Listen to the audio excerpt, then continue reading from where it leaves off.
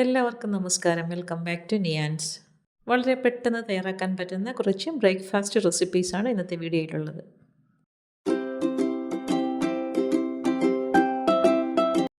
ഇത് അരിപ്പൊടിയും തേങ്ങയൊക്കെ കൊണ്ട് വളരെ പെട്ടെന്ന് തയ്യാറാക്കാൻ പറ്റുന്ന ഒരു ഐറ്റമാണ്. ഇതിന് നമുക്ക് സൈഡായിട്ട് മധുരമായിട്ടും അല്ലെങ്കിൽ കറിയൊക്കെ ഉണ്ടെങ്കിൽ അതൊഴിച്ചും കഴിക്കാവുന്നതാണ്.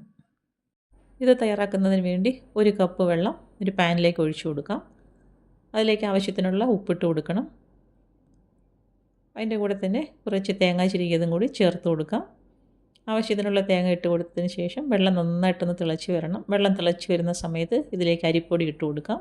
ഒരു കപ്പ് വെള്ളത്തിന് ഒരു 1/3 കപ്പ് അരിപ്പൊടി ഇട്ട് കൊടുക്കണം.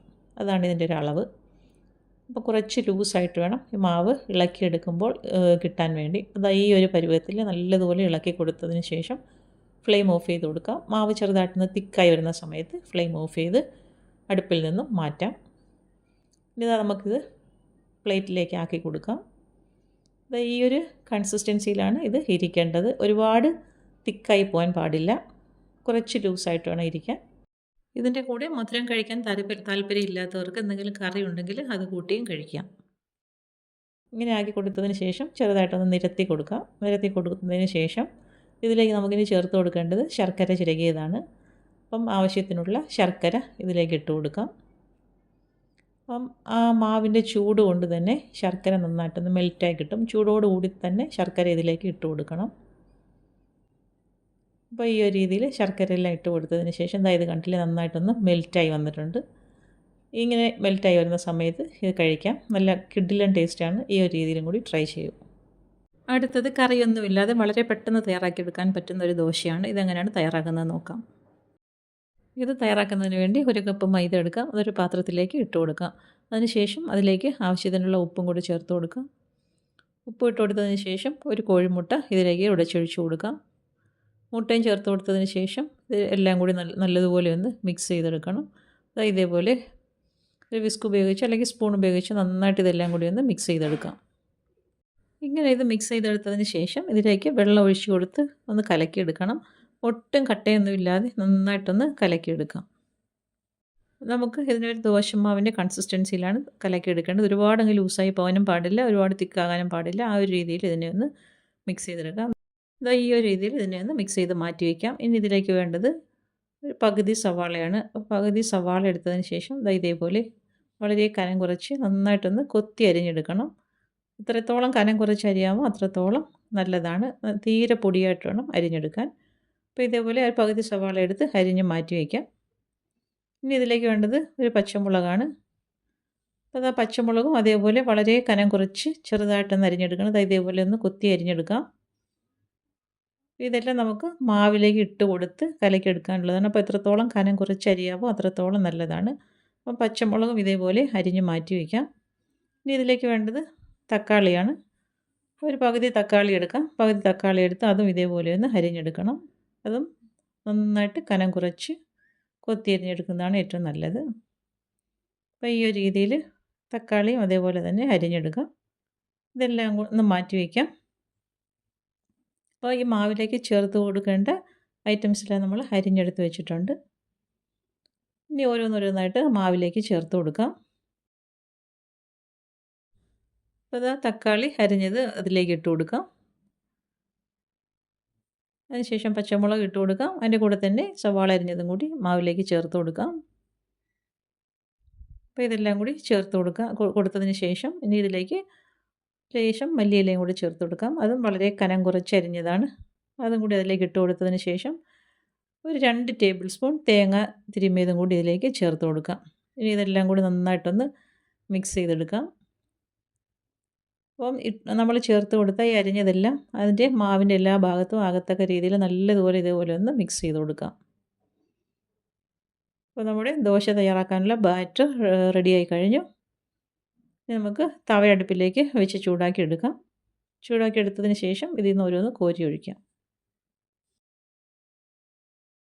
അപ്പോൾ ദോശ ചൂടാനുള്ള തവ റെഡിയായി കഴിഞ്ഞു. നന്നായിട്ട് ചൂടായതിന് ശേഷം ഇതേപോലെ ഒരേ തവി കോരി ഒഴിച്ച് നല്ലതുപോലെ ഒന്ന് പരത്തിയെടുക്കാം. അപ്പം ഇത് പരത്തിയെടുക്കുമ്പോൾ നന്നായിട്ട് സൂക്ഷിച്ച് പരത്തണം. നമ്മളിങ്ങനെ ചുറ്റിച്ചെടുക്കുമ്പോൾ ഇതിലേക്ക് നമ്മൾ അരിഞ്ഞ് ചേർത്തിരിക്കുന്ന സാധനങ്ങളൊക്കെ ഉള്ളതുകൊണ്ട് പരത്തി കൊടുക്കുമ്പോൾ നന്നായിട്ട് സൂക്ഷിച്ച് വേണം പരത്താൻ. അപ്പോൾ ഈ ഒരു രീതിയിൽ നന്നായിട്ടൊന്ന് പരത്തിയെടുക്കാം. ഒഴിച്ചു കൊടുക്കുന്ന സൈഡ് ഒന്ന് പരുവായി വരുന്ന സമയത്ത് തിരിച്ചിട്ട് കൊടുക്കാം. തിരിച്ചിട്ട് കൊടുത്തതിന് ശേഷം കുറച്ച് നെയ്യ് ഇതിലേക്ക് ഒന്ന് ഒഴിച്ചു കൊടുക്കാം.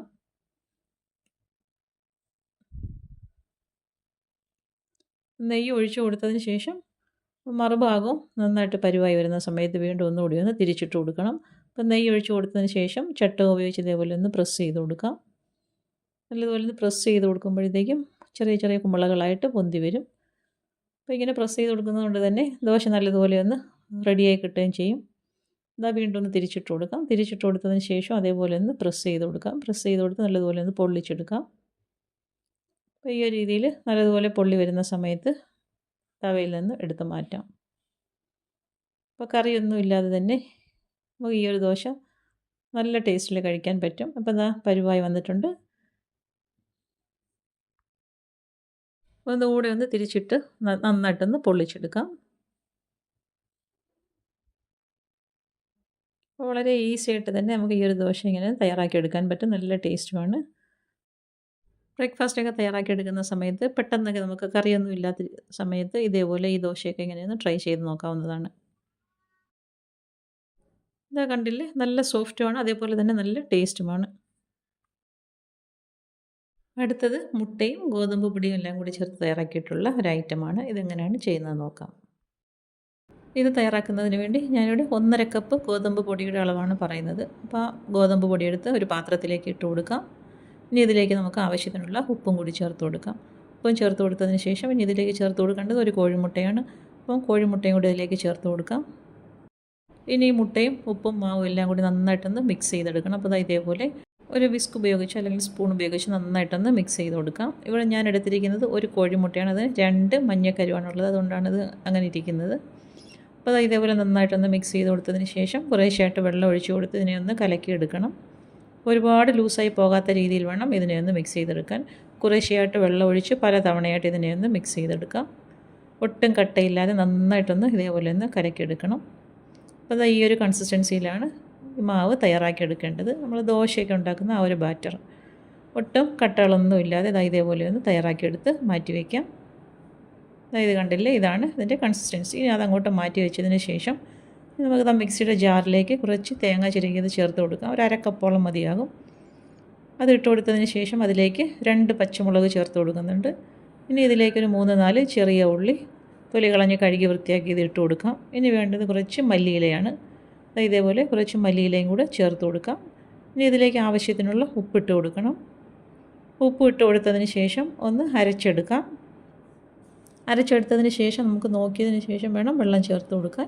ഒരു ലേശം വെള്ളം കൂടി ഇതിലേക്ക് ഒഴിച്ചു കൊടുക്കാം. ഒരു 1/4 കപ്പോളം മതിയാകും. വെള്ളവും കൂടി ഒഴിച്ചു കൊടുത്തതിന് ശേഷം വീണ്ടും നന്നായിട്ടൊന്ന് അരച്ചെടുക്കാം. ഇതേപോലെ ഈ ഒരു പരുവത്തിലാണ്, ഒന്ന് കുഴഞ്ഞിരിക്കുന്ന പരുവത്തിലാണ് ഈ ചമ്മന്തി തയ്യാറാക്കിയെടുക്കേണ്ടത്. ഇനി അത് മാറ്റി വെച്ചതിന് ശേഷം ഒരു പാത്രത്തിലേക്ക് കുറച്ച് ചെറിയ ഉള്ളി അരിഞ്ഞത് ഇട്ട് കൊടുക്കാം. ചെറിയ ഉള്ളിയോ സവാള ഏത് വേണമെങ്കിലും ഇട്ട് കൊടുക്കാം. അതിലേക്ക് ഒരു പച്ചമുളക് ചെറുതായിട്ട് അരിഞ്ഞതും കൂടി ഇട്ട് കൊടുക്കാം. ആവശ്യത്തിനുള്ള ഉപ്പ് ഇട്ട് കൊടുത്തതിന് ശേഷം നന്നായിട്ടൊന്ന് മിക്സ് ചെയ്തെടുക്കാം. അപ്പോൾ കൈ കൊണ്ട് ഇതേപോലെ ഒന്ന് ഞെരടി യോജിപ്പിച്ച് കൊടുക്കാം. ഇനി ഇതിലേക്ക് മുട്ടയാണ് ചേർത്ത് കൊടുക്കേണ്ടത്. ഒരു 3 കോഴിമുട്ട ഇതിലേക്ക് ചേർത്ത് കൊടുക്കുന്നുണ്ട്. അപ്പോൾ ഇതേപോലെ മുട്ട അതിലേക്ക് ഉടച്ചൊഴിച്ച് കൊടുക്കാം.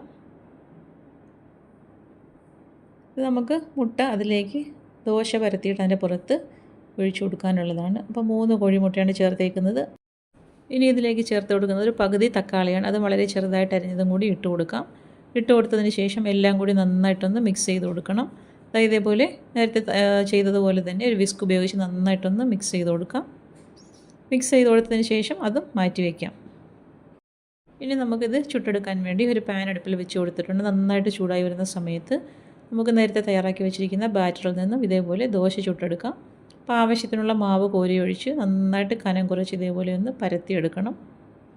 പരത്തി ഉടനെ തന്നെ ഫ്ലെയിം നന്നായിട്ട് സിമ്മിലാക്കി കൊടുത്തതിന് ശേഷം ഇതേപോലെ നമ്മൾ നേരത്തെ തയ്യാറാക്കി വെച്ചിരുന്ന ചമ്മന്തിയില്ലേ, അത് ദോശയുടെ എല്ലാ ഭാഗത്തും നന്നായിട്ടൊന്ന് നിരത്തി കൊടുക്കണം. അതിൻ്റെ ആ ഒരു ടേസ്റ്റ് നമുക്ക് ദോശ ചുട്ടെടുക്കുമ്പോൾ വേണം. അതിന് വേണ്ടി അത്രത്തോളം ഇതിലേക്ക് ഇങ്ങനെയൊന്ന് തേച്ച് കൊടുക്കണം. അതിനുശേഷം തയ്യാറാക്കി വെച്ചിരിക്കുന്ന മുട്ടയുടെ ബാറ്റർ ഇതേപോലെ ആവശ്യത്തിനനുസരിച്ച് നമുക്ക് അതിൻ്റെ പുറത്തേക്ക് ഒഴിച്ചു കൊടുക്കാം. എത്രത്തോളം ആവശ്യമുണ്ടോ അതിനനുസരിച്ച് ഒഴിച്ചു കൊടുത്ത് നന്നായിട്ടൊന്ന് നിരത്തി കൊടുക്കണം. ഇതേപോലെ എല്ലാ ഭാഗത്തും മുട്ട മിക്സും കൂടി ഇതേപോലെ ഒന്ന് ഒഴിച്ചു കൊടുക്കാം. ഇനി ഒരു 2 മിനിറ്റോളം ഒന്ന് വെയിറ്റ് ചെയ്യണം. ഫ്ലെയിം നന്നായിട്ട് സിമ്മിലാക്കിയിരിക്കണം, ഇല്ലാന്നുണ്ടെങ്കിൽ അടിവശം കരിഞ്ഞു പോകും. ഇതേപോലെ നന്നായിട്ട് പാനിൽ നിന്ന് ഇളകി വരുന്ന സമയത്ത് ഇതിനെ ഒന്ന് തിരിച്ചിട്ട് കൊടുക്കണം. തിരിച്ചിട്ട് കൊടുക്കുന്ന സമയത്ത് ഒന്ന് സൂക്ഷിച്ച് വേണം തിരിച്ചിട്ട് കൊടുക്കാൻ. ഇതേപോലെ പെട്ടെന്ന് തന്നെ ഒന്ന് തിരിച്ചിട്ട് കൊടുക്കണം. വീണ്ടും കുറച്ച് നെയ്യൊന്ന് ഇതിലേക്കൊന്ന് സ്പ്രെഡ് ചെയ്ത് കൊടുക്കാം. ദോശയുടെ പുറത്തും അതേപോലെ തന്നെ ഉൾഭാഗത്തോട്ടും പിടിക്കത്തക്ക രീതിയിൽ കുറച്ച് നെയ്യൊന്ന് ഒഴിച്ചു കൊടുക്കണം. വീണ്ടും ഏകദേശം ഒരു 2 മിനിറ്റോളം ഇതിങ്ങനെ ഇട്ടേക്കാം. അപ്പം മറുവശവും നന്നായിട്ടൊന്ന് മൊരിഞ്ഞ് കിട്ടും. അതായത് കണ്ടില്ല, ഈ ഒരു രീതിയിൽ നന്നായിട്ട് സെറ്റായി കിട്ടും. അപ്പോൾ ഇനി ഇത് വെയിറ്റ് ചെയ്യേണ്ട ആവശ്യമില്ല. ഒന്ന് തിരിച്ചിട്ട് കൊടുത്തതിന് ശേഷം ഇതേപോലെ ഒന്ന് ഫോൾഡ് ചെയ്ത് കൊടുക്കാം. നല്ല കിടിലൻ ദോശയാണ്. ഈ ഒരു രീതിയിൽ ഗോതമ്പ് മാവും മുട്ടയൊക്കെ കൊണ്ട് തയ്യാറാക്കി നോക്കും. നല്ല അടിപൊളി ടേസ്റ്റാണ്. വേറെ കറികളുടെ ഒന്നും ആവശ്യമൊന്നുമില്ല. ഇപ്പം നമുക്ക് രാവിലെയോ രാത്രിയോ ബ്രേക്ക്ഫാസ്റ്റായിട്ടോ ഡിന്നറായിട്ടോ ഒക്കെ കഴിക്കാൻ പറ്റിയ ഒരു ഐറ്റമാണ്. കണ്ടില്ലേ, നല്ല സെറ്റായി വന്നിട്ടുണ്ട്. നമുക്ക് വീണ്ടും ഒരെണ്ണം കൂടി ഇതേപോലെ ഒന്ന് ചെയ്തെടുക്കാം. ദോശ പരത്താൻ ആവശ്യമുള്ള മാവ് പാനിലേക്ക് ഒഴിച്ചു കൊടുത്ത് നന്നായിട്ടൊന്ന് നിരത്തി കൊടുക്കാം. ഒട്ടും കനമില്ലാതെ വേണം ദോശ തയ്യാറാക്കാൻ. പിന്നീട് നേരത്തെ ചെയ്തതുപോലെ തന്നെ തയ്യാറാക്കി വെച്ചിരിക്കുന്ന ചമ്മന്തി ദോശയുടെ എല്ലാ ഭാഗത്തും ഒന്ന് നിരത്തി കൊടുക്കാം. ഇങ്ങനെ എല്ലാ ഭാഗത്തും നിരത്തി കൊടുത്തതിന് ശേഷം തയ്യാറാക്കി വെച്ചിരിക്കുന്ന മുട്ടയുടെ ബാറ്റർ ഇതിലേക്ക് ഒഴിച്ചു കൊടുക്കാം. അതൊക്കെ നമുക്ക് ആവശ്യത്തിനനുസരിച്ച് ഒഴിച്ചു കൊടുത്താൽ മതിയാകും. അപ്പോൾ ഇതേപോലെ എല്ലാ ഭാഗത്തും മുട്ടയും കൂടെ ഒഴിച്ചു കൊടുക്കാം. ഈ സമയത്ത് പ്രത്യേകിച്ച് ശ്രദ്ധിക്കേണ്ടത് ഫ്ലെയിം അഡ്ജസ്റ്റ് ചെയ്ത് വേണം തയ്യാറാക്കിയെടുക്കാൻ, അല്ലെന്നുണ്ടെങ്കിൽ അടിവശം കരിഞ്ഞു പോകും. ഇതേപോലെ ആക്കിയതിന് ശേഷം അടിവശം ഒന്ന് പരുവായി വരുന്ന സമയത്ത് ഇതേപോലെ തിരിച്ചിട്ട് കൊടുക്കാം. തിരിച്ചിട്ട് കൊടുത്തതിന് ശേഷം കുറച്ച് നെയ്യ് ഇതേപോലെ ഒഴിച്ചു കൊടുക്കാം. ഒഴിച്ചു കൊടുത്തതിന് ശേഷം മറുഭാഗം നന്നായിട്ടൊന്ന് പരുവായി വരുന്ന സമയത്ത് ഇതേപോലെ ഒന്ന് തിരിച്ചിട്ട് കൊടുക്കണം. തിരിച്ചിട്ട് കൊടുത്തതിന് ശേഷം ഇതേപോലെ ഒന്ന് ഫോൾഡ് ചെയ്തെടുക്കാം. അപ്പോൾ നമ്മൾ ദോശ റെഡിയായി കഴിഞ്ഞു. അപ്പോൾ ഈ ഒരു അളവിൽ നിന്നും ഏകദേശം ഒരു 5 ദോശയോളം നമുക്ക് തയ്യാറാക്കിയെടുക്കാം. ഗോതമ്പ് പൊടിയും മുട്ടയും ഒക്കെ കൊണ്ട് നല്ല ഹെൽത്തി ആയിട്ടുള്ള ഈ ഒരു ഐറ്റം ഇങ്ങനെയൊന്ന് തയ്യാറാക്കി നോക്കൂ. ഇതാകുമ്പോൾ നമുക്ക് വേറെ കറികളൊന്നും പ്രത്യേകിച്ച് തയ്യാറാക്കിയെടുക്കേണ്ട ആവശ്യമില്ല. ബ്രേക്ക്ഫാസ്റ്റായിട്ടോ ഡിന്നറായിട്ടോ ഒക്കെ വളരെ ഈസി ആയിട്ട് തന്നെ തയ്യാറാക്കിയെടുക്കാൻ പറ്റും. തീർച്ചയായിട്ടും ഈ ഒരു ഐറ്റം ഇങ്ങനെയൊന്ന് തയ്യാറാക്കി നോക്കും. നല്ല അടിപൊളി ടേസ്റ്റാണ്.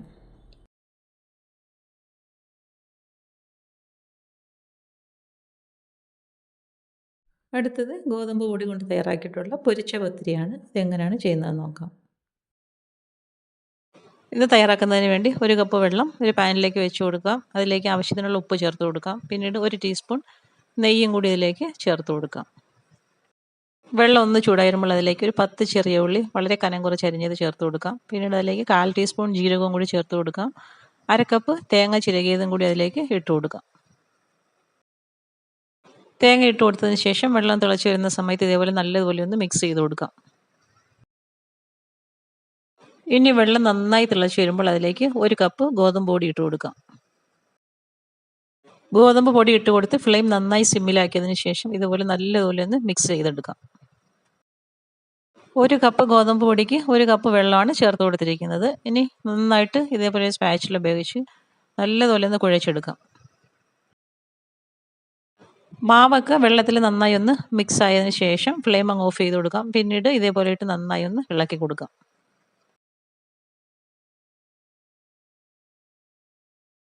ഇതുപോലെ പാനിലിട്ട് നന്നായിട്ട് കുഴച്ചെടുത്തതിന് ശേഷം നമുക്ക് വേറൊരു പാത്രത്തിലേക്ക് മാറ്റി കൊടുക്കാം.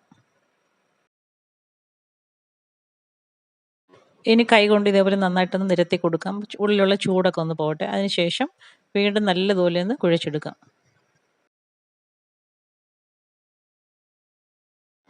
ഇങ്ങനെ നന്നായി കുഴച്ചെടുക്കുന്നത് കൊണ്ട് തന്നെ പത്തിരി നല്ല സോഫ്റ്റായി കിട്ടും. അകമൊക്കെ നന്നായിട്ട് വെന്ത് കിട്ടുകയും ചെയ്യും.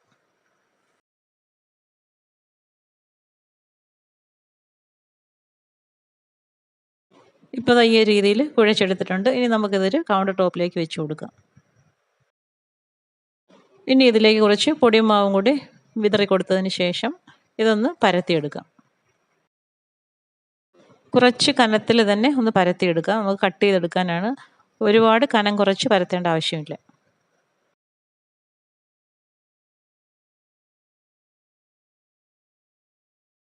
അപ്പോൾ ഈ ഒരു കനത്തിൽ പരത്തിയെടുത്തിട്ടുണ്ട്. ഇനി നമുക്കിതിനെ ഒന്ന് കട്ട് ചെയ്ത് മാറ്റാം. അപ്പോൾ നമുക്ക് എത്രത്തോളം വലിപ്പം ആവശ്യമുണ്ടോ അത്രത്തോളം വലിപ്പത്തിലുള്ള എന്തെങ്കിലും അടപ്പ് വെച്ച് ഇതേപോലെ ഒന്ന് കട്ട് ചെയ്ത് മാറ്റാം.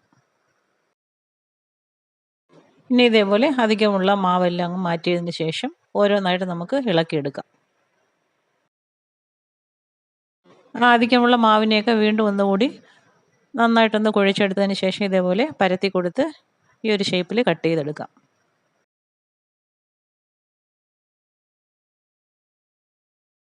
ഇപ്പം എന്തായി ബാലൻസ് ഉള്ള മാവും ഞാൻ അതേപോലെ പരത്തിയെടുത്തിട്ടുണ്ട്. ഇനി ആ ഒരു ഷേപ്പിൽ തന്നെ നമുക്ക് ഇതിനെ ഒന്ന് കട്ട് ചെയ്തെടുക്കാം.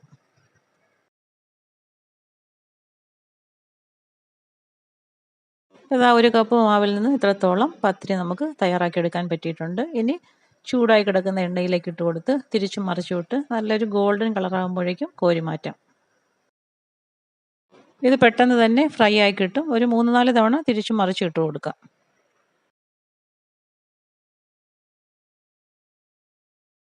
ഇതാ ഈ ഒരു കളറാകുമ്പോഴേക്കും എണ്ണയിൽ നിന്നും കോരി മാറ്റാം.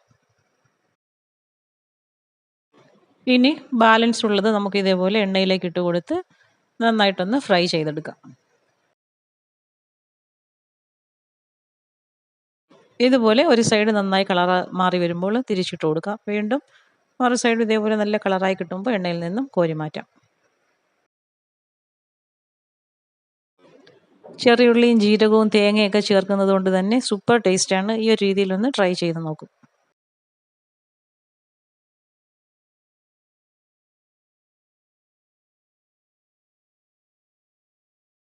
അടുത്തത് വളരെ ഈസി ആയിട്ട് തയ്യാറാക്കാൻ പറ്റിയ മൈദ കൊണ്ട് തയ്യാറാക്കിയിട്ടുള്ള പാൽപ്പത്തിരിയാണ്. അപ്പോൾ ഇതിൻ്റെ റെസിപ്പി എങ്ങനെയാണെന്ന് നോക്കാം. ഇത് തയ്യാറാക്കുന്നതിന് വേണ്ടി മിക്സിയുടെ ജാറിലേക്ക് ഒരു കോഴിമുട്ട ഉടച്ചൊഴിച്ചു കൊടുക്കാം. ഇനി അതിലേക്ക് ഒരു കപ്പ് മൈദയും കൂടി ചേർത്ത് കൊടുക്കാം. പിന്നീട് അതിൻ്റെ കൂടെ ഒരു കപ്പ് വെള്ളവും കൂടി ഒഴിച്ചു കൊടുക്കാം. പിന്നീട് അതിലേക്ക് ആവശ്യത്തിനുള്ള ഉപ്പും കൂടി ചേർത്ത് കൊടുക്കാം. ഇനി ഇതൊട്ടും കട്ടയില്ലാതെ നന്നായിട്ടൊന്ന് അരച്ചെടുക്കാം. ഈ രീതിയിൽ അരച്ചിട്ട് നമുക്കത് ഒരു ബൗളിലേക്ക് മാറ്റി കൊടുക്കാം. ഒട്ടും കട്ടയില്ലാതെ ഇതേപോലെ നല്ല ഫൈൻ പേസ്റ്റ് ആയിട്ട് അരച്ചെടുക്കാം. ഇതാണ് ഇതിൻ്റെ ഒരു കൺസിസ്റ്റൻസി. ഇനി നമുക്ക് അടുപ്പിലേക്ക് ഉരട്ടിച്ചട്ടി വെച്ച് കൊടുക്കാം. ഉരട്ടിച്ചട്ടി നന്നായി ചൂടായി വരുമ്പോൾ ഫ്ലെയിം സിമ്മിലാക്കിയതിന് ശേഷം ഇതിൽ നിന്ന് ഒരു തവി കോരി ഒഴിച്ച് അടച്ചു വെച്ച് വേവിച്ചെടുക്കാം.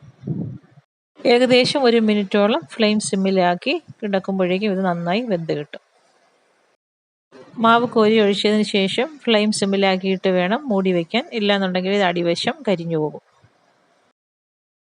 വീണ്ടും അടുത്തത് നമുക്ക് ഇതേ രീതിയിൽ തന്നെ ചുട്ടെടുക്കാം. ഇപ്പോൾ അത് അടുത്തത് നന്നായി പരുവായി കിട്ടിയിട്ടുണ്ട്. ഇതും ചട്ടിയിൽ നിന്ന് എടുത്തു മാറ്റാം. ഇത് ചട്ടിയുടെ അടിയിൽ പിടിക്കുമെന്ന് ഒട്ടും പേടി വേണ്ട. ഒട്ടും അടിയിൽ പിടിക്കുകയൊന്നുമില്ല. അപ്പോൾ എന്തെങ്കിലും ഒരു ബാലൻസ് നമുക്ക് ചുട്ടെടുക്കുമ്പോൾ അതിലുണ്ടെന്നുണ്ടെങ്കിൽ ഒന്ന് വൃത്തിയാക്കിയതിന് ശേഷം അടുത്തത് ഒഴിച്ചു കൊടുക്കാം. ഫ്ലെയിം എപ്പോഴും നമ്മൾ ശ്രദ്ധിച്ചോളണം, അല്ലെങ്കിൽ ഇത് അടിവശം കരിഞ്ഞു പോകാനുള്ള ചാൻസ് ഉണ്ട്. ചുട്ടെടുത്തതെല്ലാം നമുക്കൊരു പ്ലേറ്റിലേക്ക് വെച്ച് കൊടുക്കാം. ഇനി ഇതിലേക്ക് ഒഴിച്ചെടുക്കാൻ വേണ്ടി തേങ്ങാപ്പാൽ തയ്യാറാക്കിയെടുക്കാം. അതിനുവേണ്ടി മിക്സിയുടെ ജാറിലേക്ക് നമുക്ക് ആവശ്യമുള്ള തേങ്ങ ഇട്ട് കൊടുക്കാം. അതിലേക്ക് കുറച്ച് വെള്ളം കൂടി ഒഴിച്ചു കൊടുത്ത് നന്നായിട്ടൊന്ന് അടിച്ചെടുത്ത് ഒരു ബൗളിലേക്ക് അരിച്ചൊഴിച്ചെടുക്കാം. ഇനി അതിലേക്ക് മധുരത്തിന് ആവശ്യമായ പഞ്ചസാര ചേർത്ത് കൊടുക്കാം. പഞ്ചസാര കുറച്ചധികം ചേർത്ത് കൊടുക്കണം. നല്ല മധുരം ഉണ്ടെങ്കിൽ തേങ്ങാപ്പാൽ അതിലേക്ക് ഒഴിച്ചെടുക്കുമ്പോൾ ടേസ്റ്റ് ഉണ്ടാവും. പഞ്ചസാര ഇതുപോലെ നന്നായി അലിയിച്ചതിന് ശേഷം പത്തിരിയിലേക്ക് നമുക്ക് ഈ തേങ്ങാപ്പാൽ ഒഴിച്ചു കൊടുത്ത് നന്നായി ഒന്ന് സോക്ക് ചെയ്തെടുക്കാം. ഒഴിച്ചു കൊടുത്ത തേങ്ങാപ്പാലിൽ കിടന്നത് നന്നായി ഒന്ന് കുതിർന്ന് കിട്ടണം. അപ്പോൾ നല്ല ടേസ്റ്റാണ്. ഇത് നല്ല സോഫ്റ്റ് ആയിട്ടുള്ളൊരു ഐറ്റമാണ്. അതിൻ്റെ കൂടെ തേങ്ങാപ്പാലും കൂടെ ഒഴിച്ച് കുതിർത്തെടുക്കുമ്പോൾ സൂപ്പർ സോഫ്റ്റാണ്. അപ്പോൾ ഈ രീതിയിൽ എല്ലാവരും ഒന്ന് ട്രൈ ചെയ്ത് നോക്കൂ. ബ്രേക്ക്ഫാസ്റ്റ് ആയിട്ടോ ഡിന്നറായിട്ടോ ഒക്കെ കഴിക്കാൻ പറ്റിയ ഐറ്റമാണ്. അരി ഉഴുന്നൊന്നും അരയ്ക്കാത്ത സമയത്ത് വീട്ടിൽ മൈദയുള്ളപ്പോൾ ഈ ഒരു രീതിയിലൊന്ന് തയ്യാറാക്കി നോക്കൂ.